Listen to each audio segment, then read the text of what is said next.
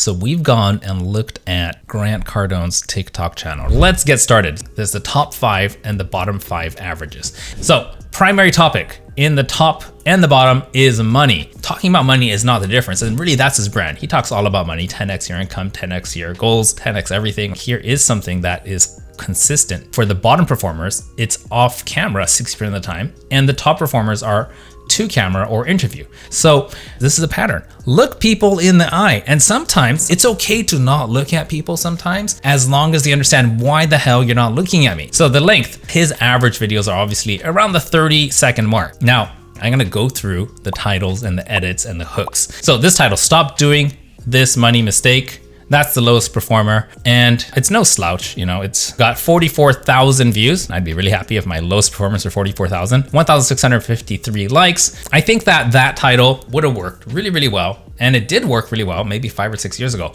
Now everybody is using the same pattern. Stop doing this, stop doing that. And there's not enough context. They failed to do that. And I would have coached them, say, hey, let's rewrite that, make it more relevant. Now the hook is too wordy. It says, this is exactly how I run every department, how we cash flow companies, how we make decisions on when to spend money in advertising. This is a 20-second video. They took it too much out of context and they hyped it up too much. So then that's where people start losing trust and they don't want to watch it. They don't trust that they're going to get everything out of it. So they watch the first few seconds. They're like, this is probably over promising. I'm going to be disappointed. And then they just skip to the next thing. It was just too much of a big promise. Second worst performing video, how to about money in your relationship. Now, I think sometimes people are kind of, butchering up grammar a little bit. The opening statement is, we go over money once a week. Not super exciting. There's nothing really about these hooks that make me feel like this is current. And it isn't, it's older stuff. Now, I'm gonna go to this next one. What would you do with $1 million right now? I thought that would be great, but here's the thing. Go ahead and go watch that video.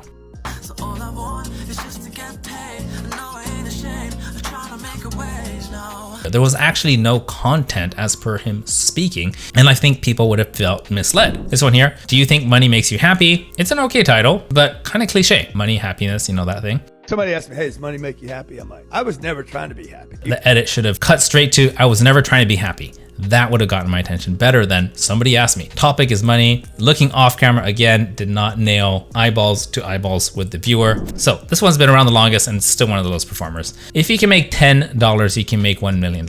I think that's a pretty good title. I think it's a really good title, actually. It's a statement that makes people wonder, how can I do it? The hook. How many believe it's as much work to work for $10 as it is for $1 million? I think that's good. I think everything is good on here. I'll tell you what's going on here. Even though the hook was good, the title was good, this is a really low quality video, very old. People are more attracted to what's new. If there was this and another video where it looks new and recent, there would just be a lot more interest in watching what's new. That's my theory on why this one didn't go so well. Use new footage. Here we go.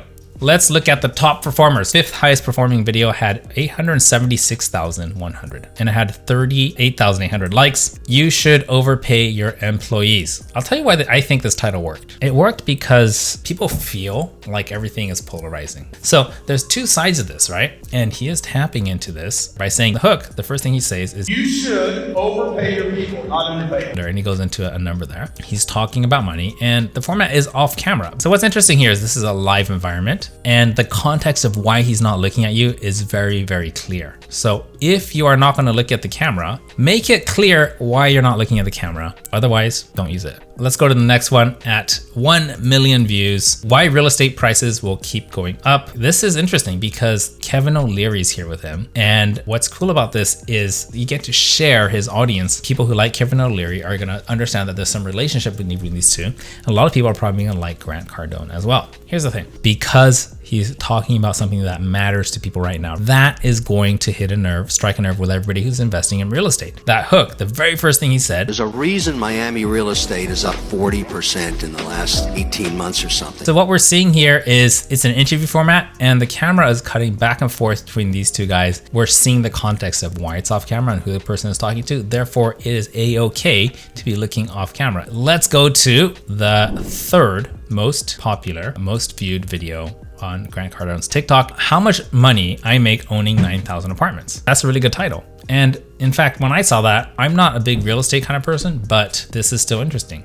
He gave away the punchline in the first line. Got 9,000 apartments that pay me about $1,875 a month. He's looking at the camera and it's only 10 seconds long. So guys, the length, it can be very short. The reason why people love this is when he talks about how much money he's making, I think that's a big mystery point. And if you touch that nerve, people will get interested and you're gonna get their interest. Okay, so this is the fourth most popular. It's got 1.5 million views, 134,000 likes, and the title is How to Not Pay Taxes by Buying Real Estate. Talking about not paying taxes, you're gonna polarize your audience. There's gonna be one half who's gonna be like, I gotta learn the secrets of how the rich are doing it. Or the people who are hating, like, you are an evil, evil person. You make so much money and you wanna pay less taxes. And that polarization is good for Grant Cardone because that means more money, more engagement, more views, more likes, more followers, more people getting exposed to his message. All those people who are hating on him are helping him. And if we had this opening hook without this title, then it wouldn't have worked so well. How important do you think it is to have real estate as part of their portfolio? That title is what opened the loop in people's mind for this hook to work really well. So we start with Grant Cardone off camera. In the first 1 second, look at here. He's got Donald Trump on the screen. The editor did a great job of understanding the significance of having this very controversial president on screen with Grant Cardone was.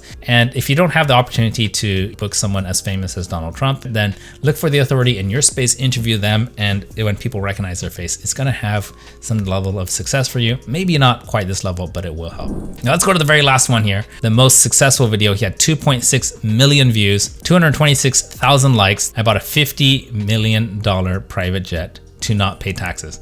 This is him getting a little bit snarky. And if your personality is to be a little bit snarky, a little bit edgy, amplify that, let it out there, because at some point when people work with you, it's gonna come out anyway. So why not make that a part of your brand? Look at the comments. This is why this one won. How to not pay taxes, have $45 million.